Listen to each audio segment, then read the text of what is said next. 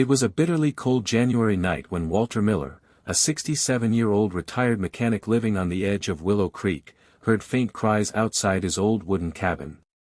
He shuffled to the porch, flashlight trembling in his wrinkled hand. There, beside the frosted mailbox, were two bundled infants in a worn-out basket, their cries barely piercing the winter silence.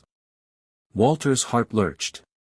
His wife had died 10 years ago, and his only son no longer spoke to him. The sight of the babies pulled something deep from within, a sense of purpose he hadn't felt in years. Without thinking, he scooped them up. "You're safe now," he whispered, tears welling in his eyes. "I don't know where you came from, but I promise I'll take care of you." That night, Walter sat by the fireplace, feeding the babies warm milk from an emergency bottle he'd kept in the attic from his son's childhood. He named them Luke and Lena, after his favorite characters from an old Western novel. The police were called, but no leads ever turned up. Everyone assumed they'd been abandoned by someone from out of town. Most neighbors thought Walter was crazy for keeping them. But Walter didn't care. For the first time in years, he wasn't alone. Raising twins in his late 60s wasn't easy. Walter built a routine from scratch. He warmed bottles, changed diapers with trembling fingers, and read bedtime stories in a voice that sometimes cracked with fatigue but always overflowed with love. By the time the twins were toddlers, the old cabin had transformed. Crayon marks covered the walls. Toys spilled out of corners. Laughter rang through the halls. Neighbors raised eyebrows. Mrs. Jenkins, in particular, was relentless. "You can't raise babies at your age, Walter. It's unnatural." But Walter ignored her. He took pride in seeing Luke and Lena grow. He taught them to fish in the creek, to fix bikes, to use kind words even when others were cruel. Still, some nights, he lay awake wondering who had left them. What if their real parents came back? What if he was doing it all wrong? But then Lena would crawl into bed beside him and whisper, "I love you, Grandpa," and Luke would hug him tight around the waist. Those moments reassured him, this was exactly where they were meant to be. By the time the twins were 10, they were inseparable. Luke was quiet, thoughtful. Lena was feisty and fearless. They were known around Willow Creek Elementary as the twins from the woods. One day, Lena came home in tears.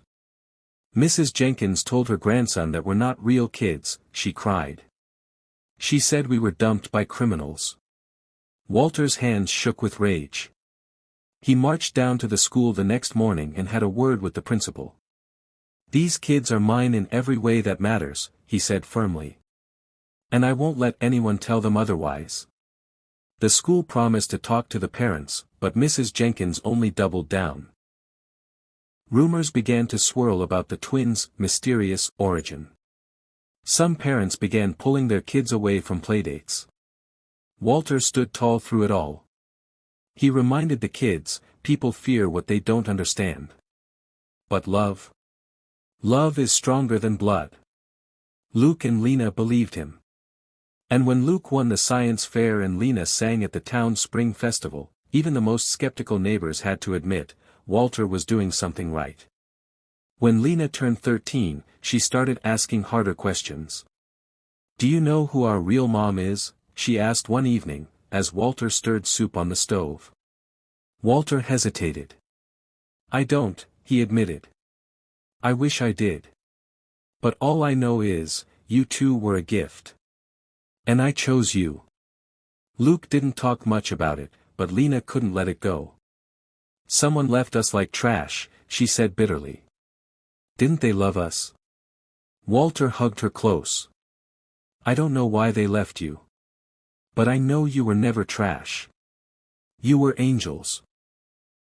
At school, kids talked about their heritage projects. Lena had nothing to write.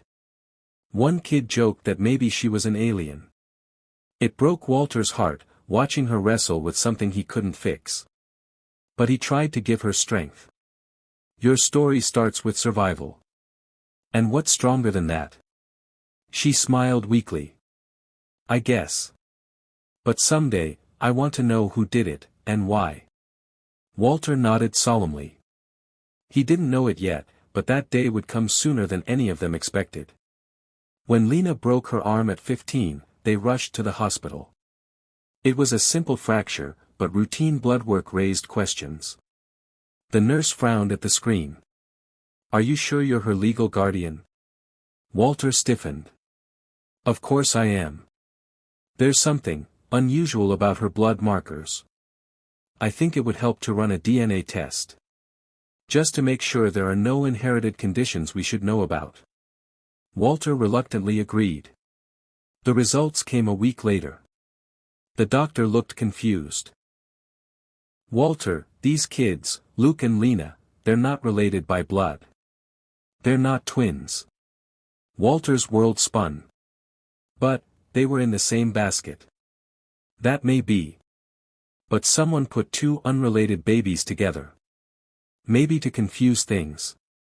Walter drove home in silence. The kids were waiting on the porch. "What did they say?" Lena asked eagerly. Walter managed a smile. "You're healthy. That's all that matters." But deep inside, a storm began to brew. News travels fast in small towns. Somehow, the story leaked, Luke and Lena weren't siblings. Mrs. Jenkins had a field day. "I told you it was suspicious," she crowed. "He probably stole them from someone." The twins were crushed. "Why would someone lie like that?" Luke asked. Walter sat them down and told them the truth, that he'd found them together, but never knew if they were really related. "I raised you like twins because you were both mine in heart." Lena lashed out. "Why didn't you tell us?" "I didn't want you to feel more abandoned than you already were." They stormed off to their rooms. Walter sat in his chair, staring into the fire. For the first time in years, he felt like he might lose them. Lena started working part-time at a local cafe at 17. One afternoon, a woman walked in, dressed too nicely for a town like theirs. She ordered coffee, then stared at Lena long and hard. "You have a scar on your chin," the woman said softly. Lena stiffened. "How do you know that?" I had a daughter once. She had that same scar. She was taken from me." Lena's eyes narrowed. "Who are you?" The woman left her number and said her name was Dr. Sandra Green. That night, Lena showed the note to Walter. He looked pale. "Don't call her yet. Let me talk to someone first." But curiosity had already rooted in Lena's heart. Walter drove to the police station and met Officer Daniels, an old friend. "I need a favor," Walter said. "Look up Sandra Green. I think she knows something about the kids." 2 days later, Daniels called. "Walter, she used to work at the state hospital. She claimed her baby was stolen at birth. The case was closed. No evidence." Walter felt a chill. If she was right, then Lena belonged to someone else. What about Luke? That night, Walter told Lena everything, about the basket, the DNA test, the woman's story. Lena cried. "So I'm not even Luke's sister?" Walter held her close. "Maybe not by blood. But I chose you both. That counts for something." Dr. Green returned, with court orders for DNA testing. The results confirmed it, Lena was her daughter. But Luke? Nothing matched. Then, a shocking twist. Another woman appeared, Clarissa Doyle, a former drug addict who had given birth to a baby boy the same night Lena was born. She confessed under pressure, she had abandoned her son but didn't want him alone, so she left him with Lena in the same basket outside Walter's cabin. "I thought someone would take them in together," she shrugged coldly. "Better than foster care." Lena and Luke sat frozen. "You gave us away like garbage," Luke whispered. Clarissa scoffed. "You should thank me. You got lucky with that old man." Walter's fists clenched. But he stayed calm. You don't get to talk to them ever again. Lena had a choice now. Dr. Green offered to take her in, pay for college, give her a new life. I don't want to leave Luke, she sobbed. Walter hugged her. You have two families now. You don't have to choose, just don't forget where your heart lives. Luke grew quiet, withdrawn. He felt like the unwanted one again. I'm nobody's real kid, he told Walter. You're my real kid, Walter whispered. Every scraped knee, every bedtime story, every hug, you were mine. Always. The story hit the local news. Walter became a quiet hero. Even Mrs. Jenkins stopped by one day and awkwardly dropped off a pie. Walter chuckled. Miracles happen. Lena split her time between Dr. Green's house and the cabin, but every weekend, she was back with Walter and Luke.